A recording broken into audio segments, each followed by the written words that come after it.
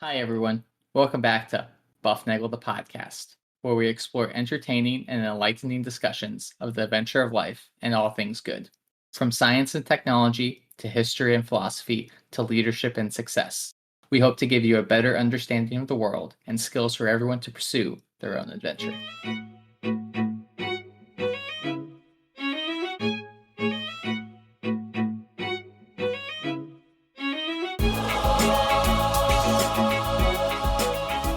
Well, hi, everybody, and welcome back to Bufnagle, the podcast, where we talk about all things good in the pursuit of the adventure of life. I am Rafe, and it's a podcast Tuesday, so it's going to be a great day with a great podcast, I'm hoping.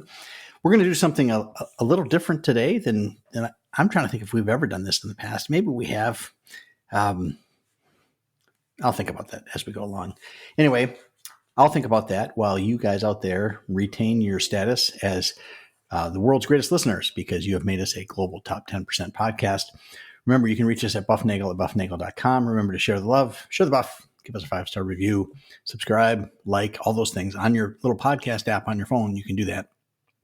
Do something to make our lives special, and we will try to make your life special as well. Remember, tell a friend to listen, and you will get a free episode. And in the show notes, there is a link that you can find that you will it will allow you to buy me a coffee. Today we are going to we're going to read. We're going to read from a book, and I read this a little bit ago, and I thought this was good to share. It's a great story, and I think we can do it here in an episode or two, and talk about it as we go. We're going to read the Book of Esther, which is in the Old Testament, and it is a story of deliverance of the Jewish people. It is a story. It is a it is based on just characters that are made up. There's some people here that are real, but they're based on. I guess there are people that are real in here. Nebuchadnezzar is mentioned, for example, but whether the other people are real or not is not. It's not completely known, and it is not. It's not relevant, because it is still a story. Great truth can still be exposed through fiction, and that is something we have come to know here on the Buff. Esther is a young lady who becomes queen, and then does something heroic, which all of us have inside us, I guess, if we try it. So what I'm going to do is this. I'm going to read. I'm going to read the story as it is here in the book I have, which is my New Catholic Answer Bible, NAB Revised Edition. There are 8 bajillion translations of this. And Esther is interesting because it is complicated from a structural point of view, because there are pieces that some people like to have in their Bible and some people don't. This is, it's in the Old Testament, but there are pieces here that were not written in Hebrew. They were written in Greek. They were added. They were added later in approximately somewhere like the 1st century BC, somewhere between 116 and 48 BC. These were added in Greek, and sometimes they expand on the story, and sometimes they replace other pieces in the story. It is rather complicated how this is all put together. In the Vulgate, it's in a slightly different order than it is here in this American translation, which makes it a little bit more. The version I have here makes it a little bit more of a story instead of just here's a bunch of pieces and you get to put it together. Maybe, some people like that. People who do Lego stuff, they like to put it together. So maybe that's what you would. If you would like to do that, feel free to take this episode, record it, and then chop up the pieces and rearrange them however you like. It's what this is. You're free to do that. Let me just give you permission right now. If you'd like to do that, feel free. So what we have here, we have a number of pieces that are in Greek, and they are numbered with letters. Okay, so we in the version I have starts with actually chapter A, and then it goes to chapter 1, and then chapter 2, and chapter 3, and then comes chapter B, and then a little extra piece on chapter 3, and then chapter 4, chapter C. Okay, you can see how this is mixed up, right? And then chapter D, chapter 5, and so on, chapter 6, 7, And 8, chapter E, a little bit more of chapter 8, chapter 9, chapter 9, chapter 9, chapter 10, and then chapter F. So there are pieces that are put in here and they are in Greek. Now, if you don't like them, you don't have to listen to that piece if you like. If you want to, I think it's interesting to see all the sides of this. It's an interesting, just the story of Esther is interesting in itself. And you can keep yourself, read about how it came to be. And if you want to talk about which books are in the canon and should or should not be in the canon, that's great. You know what? We can have that. I just will not go to war over it. Okay. So I think that's fair. There are a lot of names in here that that I know I will get wrong, and I will do my best on them, but it is, I'll try to maintain consistency across them. How about that? I'll give you my best shot at that. And this is a story, and it's a good story, and it's full of intrigue and people doing the right thing and the wrong thing. And some people get justice, and other people get, everybody gets justice at the end, and people get, the Jewish people are delivered from a great injustice. And so that's kind of the story. So we will start with part 1, the prologue, which is chapter A of the Book of Esther. Prologue, chapter A, Dream of Mordecai. In the 2nd year of the reign of Ahasuerus the Great, on the 1st day of Nisan, Mordecai, son of Jair, son of Shimei, son of Kish, of the tribe of Benjamin, had a dream. He was a Jew residing in the city of Susa, a prominent man who served at the king's court and one of the captives whom Nebuchadnezzar, king of Babylon, had taken from Jerusalem with Jeconiah, king of Judah. This was his dream. There was noise and tumult, thunder and earthquake, confusion upon the earth. 2 great dragons advanced, both poised for combat. They uttered a mighty cry, and at their cry every nation prepared for war to fight against the nation of the just. It was a dark and gloomy day. Tribulation and distress, evil and great confusion lay upon the earth. The whole nation of the just was shaken with fear at the evils to come upon them, and they expected to perish.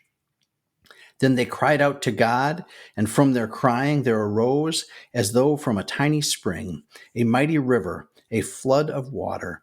The light of the sun broke forth. The lowly were exalted, and they devoured the boastful. Having seen this dream and what God intended to do, Mordecai awoke.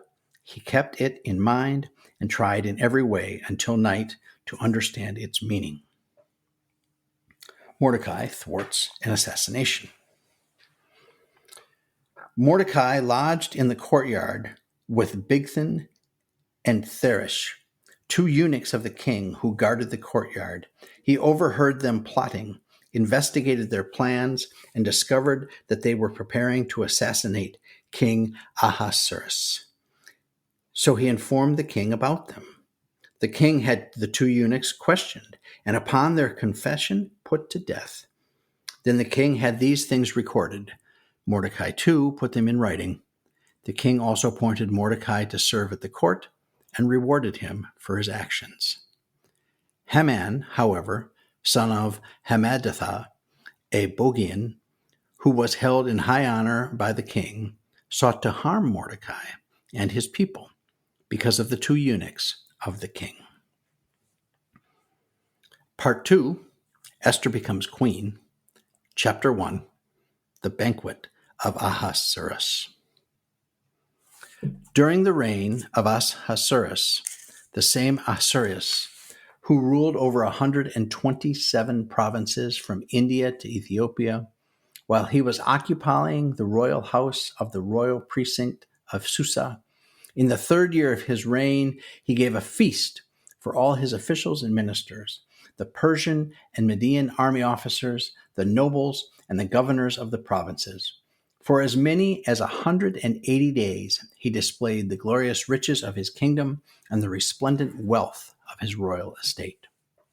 At the end of this time, the king gave a feast of 7 days in the garden court of the royal palace for all the people, great and small, who were in the royal precinct of Susa. There were white cotton draperies and velvet hangings held by cords of fine crimson linen from silver rings on marble pillars. Gold and silver couches were on a mosaic pavement which was of porphyry, marble, mother of pearl, and colored stones. Drinks were served in a variety of golden cups, and the royal wine flowed freely, as befitting the king's liberality. By ordinance of the king, the drinking was unstinted, for he had instructed all the stewards of his household to comply with the good pleasure of everyone. Queen Vashti also gave a feast for the women in the royal palace of King Ahasuerus. The refusal of Vashti. On the 7th day, when the king was merry with wine, he instructed Mehuman, Biztha, Harbona, Bigtha, Abagtha, Zethar, and Carcass, the 7 eunuchs who attended King Ahasuerus, to bring Queen Vashti into his presence wearing the royal crown, that he might display her beauty to the populace and the officials, for she was lovely to behold. But Queen Vashti refused to come at the royal order issued through the eunuchs.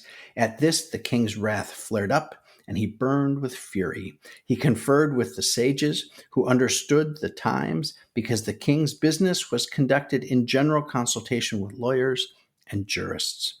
He summoned Karshina, Sethar, Admatha, Tarshish, Merces, Marcina, and Memucan, the 7 Persian and Median officers who were in the king's personal service and held first rank in the realm. And he asked them, what is to be done by law with Queen Vashti for disobeying the order of King Ahasuerus issued through the eunuchs? In the presence of the king and of the officials, Memucan answered, Queen Vashti has not wronged the king alone, but all the officials and the populace throughout the provinces of King Ahasuerus. For the queen's conduct will become known to all the women, and they will look with disdain upon their husbands when it is reported, King Ahasuerus commanded that Queen Vashti be ushered into his presence, but she would not come. This very day, the Persian and Median noblewomen who hear of the queen's conduct will recount it to all the royal officials, and disdain and rancor will abound. If it please the king, let an irrevocable royal decree be issued by him and inscribed among the laws of the Persians and Medes, forbidding Vashti to come into the presence of the king, and authorizing the king to give her royal dignity to one more worthy than she. Thus, when the decree that the king will issue is published throughout his realm, vast as it is, all wives will honor their husbands, from the greatest to the least. This proposal pleased the king and the officials, and the king acted on the advice of Memucan. He sent letters to all royal provinces, to each province in its own script, and to each people in its own language, to the effect that every man should be lord in his own home. All right, so just to recap, right? Mordecai has this dream, all sorts of clashing and fighting, and two big dragons fighting with each other, and the nation of the just is shaking with fear, fearing that they will be destroyed. And Mordecai thwarts an assassination. He hears that 2 eunuchs are planning to kill the king. He tells the king questions the eunuchs. They for some reason, they admit that they were going to kill him. And then, of course, he has them killed. And so that's that. And Mordecai becomes valuable then to the king. And then the king, Ahasuerus, has a big banquet and invites all sorts of famous people. Everybody who's important to him. He has a feast for 180 days. And meanwhile, his queen also has a has a banquet for the women. And the king wants his queen to come and be present at his banquet, because she is very beautiful. He wants to show her off, but she says, no, I'm not going to do that. And this causes a big scandal. And they say, no. We can't have that. We can't have these. We can't have the women not doing what their husbands tell them. So we're going to send out a decree that all the women have to do this. Otherwise, it's going to be a problem. And that's where we are when we get now to chapter 2, the search for a new queen. After this, when King Ahasuerus' wrath had cooled, he thought over what Vashti had done and what had been decreed against her. And then the king's personal attendants suggested, "Let beautiful young virgins be sought for the king. Let the king appoint emissaries in all provinces of his realm to gather all beautiful young virgins into the harem in the royal precinct of Susa, under the care of the royal eunuch Haggai, guardian of the women. Let cosmetics be given to them. Then the young woman who pleases the king shall reign in the place of Vashti." This suggestion pleased the king, and he acted accordingly.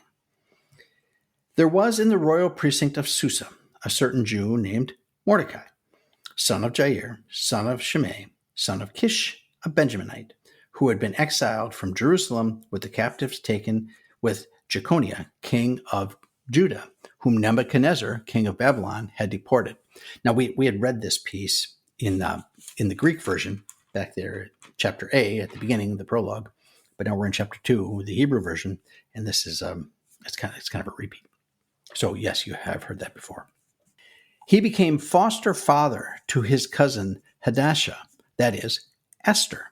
When she lost both father and mother, the young woman was beautifully formed and lovely to behold, and on the death of her father and mother, Mordecai adopted her as his own daughter.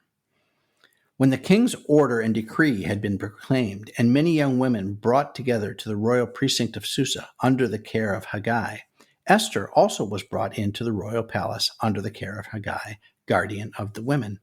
The young woman pleased him and won his favor, so he promptly furnished her with cosmetics and provisions, and then choosing 7 maids for her from the royal palace, he transferred both her and her maids to the best place in the harem. Esther did not reveal her nationality or family, for Mordecai had commanded her not to do so. Day by day, Mordecai would walk about in front of the court of the harem to learn how Esther was faring and what was to become of her.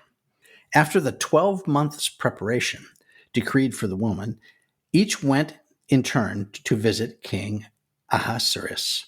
During the period of beautifying treatment, 6 months were spent with oil of myrrh, and the other 6 months with perfumes and cosmetics. And then when each one was to visit the king, she was allowed to take with her from the harem to the royal palace whatever she chose. She would go in the evening and return in the morning to a second harem under the care of the royal eunuch Shashgaz, guardian of the concubines. She could not return to the king unless he was pleased with her and had her summoned by name. As for Esther, daughter of Abihail and adopted daughter of his nephew Mordecai, when her turn came to visit the king, she did not ask for anything but what the royal eunuch Haggai, guardian of the women, had suggested, and she won the admiration of all who saw her. Ahasuerus chooses Esther. Esther was led to King Ahasuerus in his palace in the 10th month, Tebeth, in the 7th year of his reign. The king loved Esther more than all other women, and of all the virgins she won his favor and goodwill. So he placed the royal crown on her head and made her queen in place of Vashti. And then the king gave a great feast in honor of Esther to all his officials and servants, granted a holiday to the provinces, and bestowing gifts with royal generosity. Mordecai thwarts an assassination. So we hear the story again. We had heard it before in the Greek. Now we're going to hear it in the original Hebrew. As was said, from the time the virgins had been brought together, and while Mordecai was passing his time in the king's gate, Esther had not revealed her family or nationality because Mordecai had told her not to. And Esther continued to follow Mordecai's instructions, just as she had when she was being brought up by him. During that time, Mordecai spent at the king's gate. Bigthan and Teresh, 2 of the royal eunuchs who guarded the entrance, became angry and plotted to assassinate the king. When the plot became known to Mordecai, he told Queen Esther, who in turn informed the king in Mordecai's name. The matter was investigated and verified, and both of them were impaled on stakes. This was written in the annals in the king's presence. Now, you may notice this This story has subtle differences to the one we heard before, but in general, Mordecai stops the assassination, and the guys who are going to kill the king, well, they get killed. So, what do they say? When you come at the king, you better make sure you don't miss. Part 3, Haman's plot against the Jews. Chapter 3, Mordecai refuses to honor Haman. After these events, King Ahasuerus promoted Haman, son of Hammedatha, the Agagite, to high rank, seating him above all his fellow officials. All the king's servants who were at the royal gate would kneel and bow down to Haman, for that is what the king had ordered in his regard. Mordecai, however, would not kneel and bow down. The king's servants who were at the royal gate said to Mordecai, "Why do you disobey the king's orders?" And when they had reminded him day after day, and he would not listen to them, they informed Haman to see whether Mordecai's explanation would prevail, since he had told them that he was a Jew. Haman's reprisal. When Haman observed that Mordecai would not kneel and bow down to him, he was filled with anger, but he thought it was beneath him to attack only Mordecai. Since they had told Haman of Mordecai's nationality, he sought to destroy all the Jews, Mordecai's people, throughout the realm of King Ahasuerus. In the first month, Nisan, in the 12th year of King Ahasuerus, the Pur, or lot, was east in Haman's presence to determine the day and month for the destruction of Mordecai's people on a single day, and the lot fell on the 13th day of the 12th month, Adar. Okay, so the Pur, or the lot, the Pur is a word. It's an Akkadian word, and its plural is Purim, right? And so the Pur, the lot was cast. It was a randomizing device, right? And Haman used this to pick the day that he was going to destroy all the Jews. And this word Purim remains because that's the name of the feast. The Feast of Purim is a Jewish feast that commemorates the deliverance of the Jews. So this that's where that comes from. That's where the word comes from. It's an Akkadian word that gets preserved in the Hebrew here, and that's where this feast comes from. So Haman decides he's going to go after, because Mordecai snubbed him, he's going after all the Jews. He's going to wipe them out on the 13th day of the 12th month. The decree against the Jews. Then Haman said to the king, "Dispersed among the nations throughout the provinces of your kingdom, there is a certain people living apart. Their laws differ from those of every other people, and they do not obey the laws of the king. So it is not proper for the king to tolerate them. If it please the king, let a decree be issued to destroy them, and I will deliver to the procurators 10,000 silver talents for deposit in the royal treasury." The king took his signet ring from his hand and gave it to Haman, son of Hammedatha the Agagite, the enemy of the Jews. And the king said to Haman, "The silver is yours as well as the people, to do with what you please." So king says, "All right, whatever you want to do, I don't care. You go ahead and do it." And Haman has said these people are living apart. They do different things. They don't really follow your rules. We ought to just wipe them out. And that's the classic racist thing to do, right? These people are different. Let's get rid of them. And he promises 10,000 silver talents, which is a lot of money, if they can do that. And the king says, "Go ahead, do whatever you want. You can." What did he say? The silver is yours as well as the people, to do with as you please. So Haman's got full reign to do whatever he wants.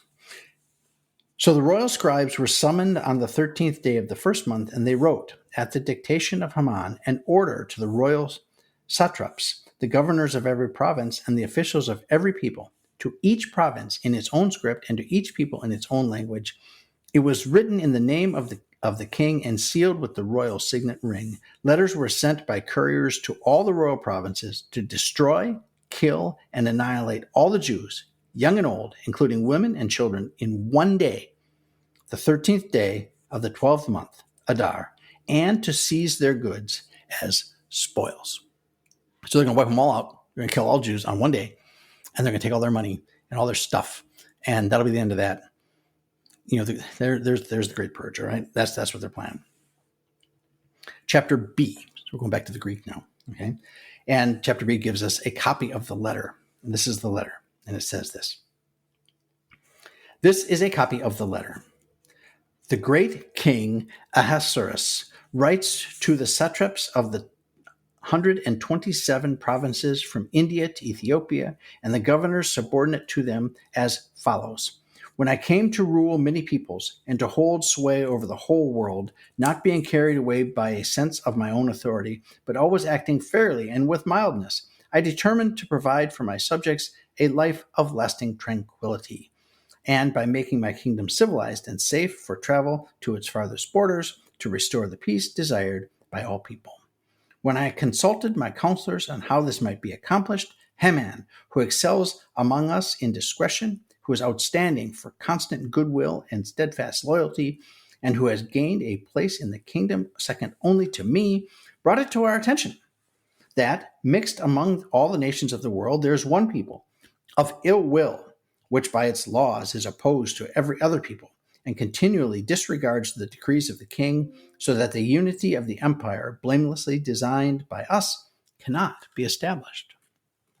Having noted, therefore, that this nation, and it alone, is continually at variance with all our people, lives by divergent and alien laws, is inimical to our government, and does all the harm that it can to undermine the stability of our kingdom, we hereby decree that all those who are indicated to you in the letters of Haman, who is in charge of the administration and is second father to us all, shall, together with their wives and children, be utterly destroyed by the swords of their enemies, without any pity or mercy, on the 14th day of the 12th month Adar of the current year, so that when these people whose present ill will is of long standing have gone down into Hades by a violent death on a single day, they may leave our government completely stable and undisturbed for the future. Signed, the king. All right, that was the letter that he sent out. That's a pretty nasty letter. It accuses them of all sorts of bad things and says, therefore, we're going to kill them all. Now, if you were paying attention there, the letter from the king says it's going to happen on the 14th day of the 12th month, but just before the now this is the Greek text, okay, and the Hebrew text earlier says that on the 13th day of the 12th month, but later on the Greek text will say the 13th. So these things happen, right? I mean, it's an old book. Things get translated and rewritten down, and anybody who's studied different languages realizes it's difficult to count in different languages. So anyway, we get there. This is a bad sign. This letter's going out to every province. Remember, there's 127 provinces and all the little sub-provinces. Everywhere this decree is going out, and they're going to set it up, and they're going to take care of it all on the 13th or 14th of the 12th month. All right, now back to chapter 3, back in the Hebrew version. A copy of the decree to be promulgated as law in every province was published to all the peoples, that they might be prepared for that day. The couriers set out in haste at the king's command. Meanwhile, the decree was promulgated in the royal precinct of Susa. The king and Haman then sat down to drink, but the city of Susa was thrown into confusion. All right, part 4. Esther and Mordecai plead for help. Chapter 4. Mordecai exhorts Esther. When Mordecai learned all that was happening, he tore his garments, put on sackcloth and ashes, and went through the city crying out loudly and bitterly till he came before the royal gate, which no one clothed in sackcloth might enter. Likewise, in each of the provinces where the king's decree and law reached, the Jews went into deep mourning with fasting, weeping, and lament. Most of them lay on sackcloth and ashes. Esther's maids and eunuchs came and told her. Overwhelmed with anguish, the queen sent garments for Mordecai to put on, so that he might take off his sackcloth, but he refused. Esther then summoned Hathach, one of the king's eunuchs whom he had placed at her service, and commanded him to find out what this action of Mordecai meant and the reason for it. All right, so Mordecai knows what's going on. Esther hasn't heard. Mordecai's all groveling in pity and remorse, and he's wearing sackcloth and ashes. Okay, he's trying to repent from whatever he had done. So Hathach went out to Mordecai in the public square in front of the royal gate, and Mordecai recounted all that had happened to him, as well as the exact amount of silver that Haman had promised to pay to the royal treasury for the slaughter of the Jews. He also gave him a copy of the written decree for their destruction that had been promulgated in Susa to show and explain to Esther. Hathach, who was to instruct her to go to the king and to plead and intercede with him on behalf of her people. So now remember, okay, Esther's a Jew, and the king likes Esther, and he just signed a decree that's going to wipe them all out, including her. And that's she's going to step up for her people here. Hathach returned to Esther and told her what Mordecai had said. Then Esther replied to Hathach and gave him this message for Mordecai. All the servants of the king and the people of his provinces know that any man or woman who goes to the king in the inner court without being summoned is subject to the same law, death. Only if the king extends the golden scepter will such a person live. Now, as for me, I have not been summoned to the king for 30 days. All right, so there's a law that says you can't go into the king and say, "Hey, king, I got a problem. You got to solve this." You have to be summoned if you're going to talk to the king. And she's a little worried. It's been 30 days. She hasn't been talking to the king, and she's a little worried that if she just walks in there and says, "King, we got a problem," that he's not going to, what do they say, extend the golden scepter, and that's a suicide mission if she takes the risk to do that. So she's a little wary of doing that, and that's what she said to Mordecai. When Esther's words were reported to Mordecai, he had this reply brought to her: "Do not imagine that you are safe in the king's palace, you alone of all the Jews.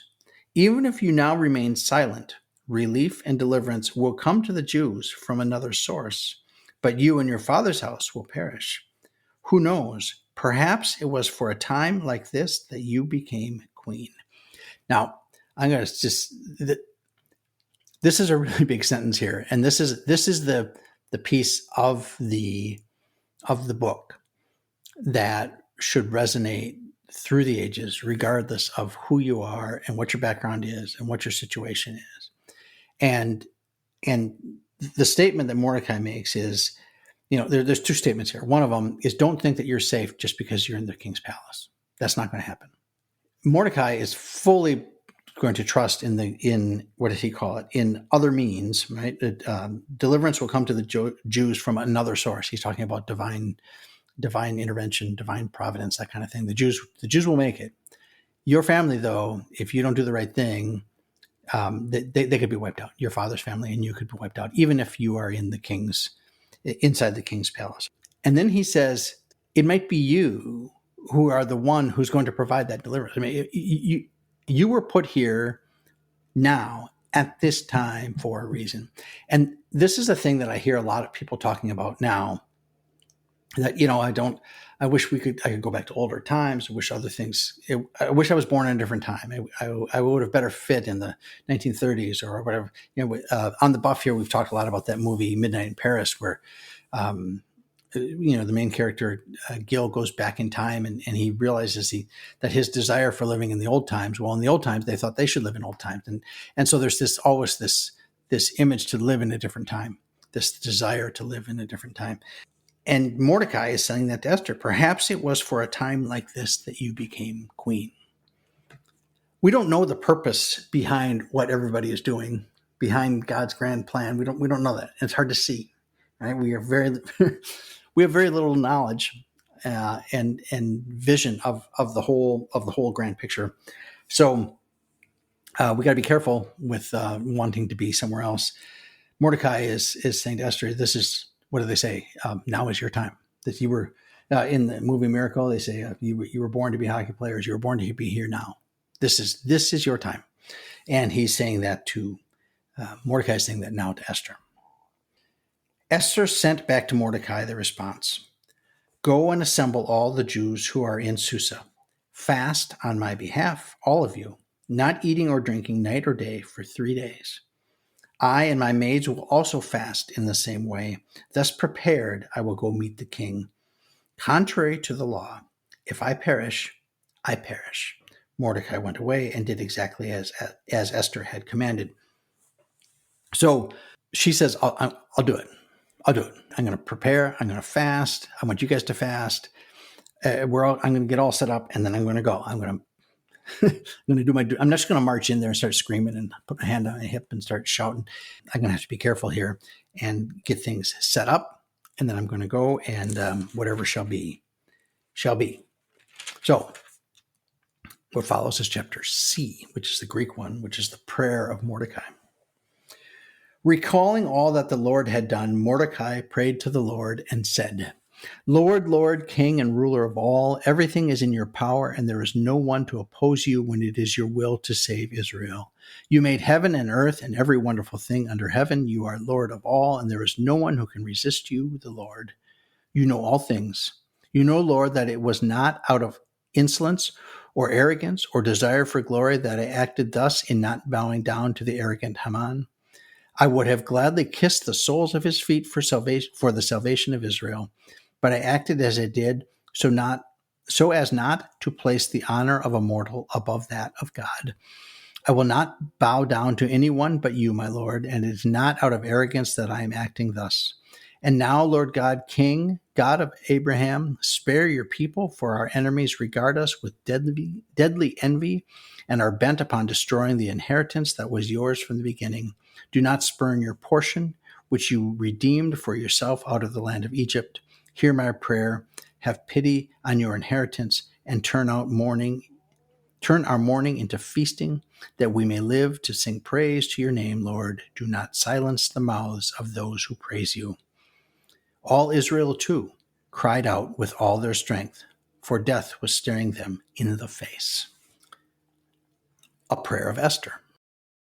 Queen Esther, seized with mortal anguish, fled to the Lord for refuge. Taking off her splendid garments, she put on garments of distress and mourning, and in place of her precious ointment, she covered her head with dung and ashes. She afflicted her body severely, and in places of her festive ornament, her tangled hair covered her.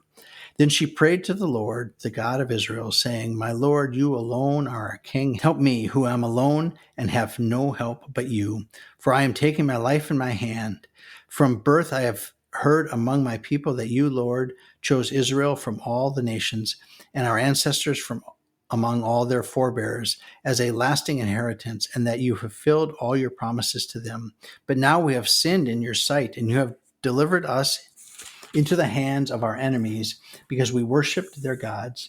You are just, O Lord, but now they are not satisfied with our bitter servitude, but have sworn an oath to their idols to do away with the decree you have pronounced, to destroy your inheritance, to close the mouths of those who praise you, to extinguish the glory of your house and your altar, to open the mouths of all the nations, to acclaim their worthless gods, and to extol a mortal king forever. Lord, do not relinquish your scepter to those who are nothing. Do not let our foes gloat over our ruin, but turn their own counsel against them and make an example of the one who began this against us. Be mindful of us, Lord. Make yourself known in time of our distress, and give me courage, King of gods and ruler of every power. Put in my mouth persuasive words in the presence of the lion, and turn his heart to hatred for our enemy, so that he and his co-conspirators may perish. Save us by your power and help me, who am alone and have no one but you, Lord. You know all things. You know that I hate the pomp of the lawless and abhorred the bed of the uncircumcised or of any foreigner. You know that I am under constraint, that I abhor the sign of grandeur that rests on my head when I appear in public. I abhor it like a polluted rag and do not wear it in private. I, your servant, have never eaten at the table of Haman, nor have I graced the banquet of the king or drunk the wine of libations. From the day I was brought here till now, your servant has had no joy except in you, Lord, God of Abraham, O God, whose power is over all. Hear the voice of those in despair. Save us from the power of the wicked and deliver me from my fear. So things are looking kind of we're at a cliffhanger. All right, we're gonna stop here at the end of chapter. What is that? That was chapter C, which followed chapter 4, right before chapter D, which precedes chapter 5. I'm sure you can keep track of all this stuff.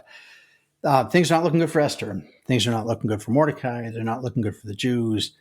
Haman has been he's a conniver, and he has convinced the king to enter a decree to destroy all the Jews on the 13th or maybe the 14th of the 12th month coming up. and Esther and Mordecai believe that their only hope, at least that the only one that they can try, the only place where they can be of help doing something for their people, is to go to the king and plead, to lift the execution. All right, so that's that. We will pick up with Esther goes to Ahasuerus next time when we meet the buff. So for that week, think about Esther, think about Mordecai, think about whether or not you were made for this time, and think about what you are called to do. What is your purpose? What is your telos? How are you fulfilling what you should be doing? And in the meantime, seek the good, live virtuously, and flourish, and enjoy the adventure of life.